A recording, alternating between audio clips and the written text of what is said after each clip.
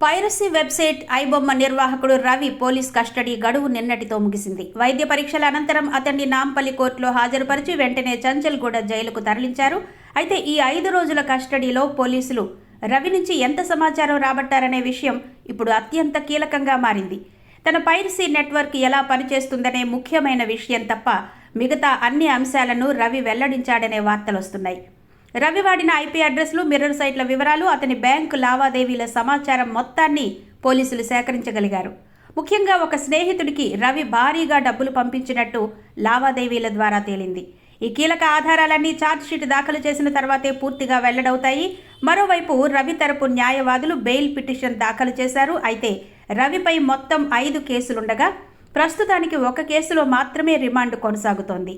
రవికి బెయిల్ లభించినా దేశం దాటి వెళ్లే అవకాశం ఉండదనే తాజా సమాచారం వినిపిస్తోంది. అంతేకాక మిగిలిన కేసులను కూడా యాక్టివేట్ చేసేందుకు పోలీసులు ఆలోచిస్తున్నారు.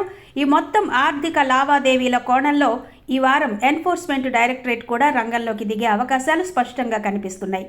పైరసీ కింగ్ పిన్కు బెయిల్ వస్తుందా లేక రిమాండ్ మరికొన్ని రోజులు పొడిగిస్తారా అనేది ఈ రోజు తేలిపోనుంది.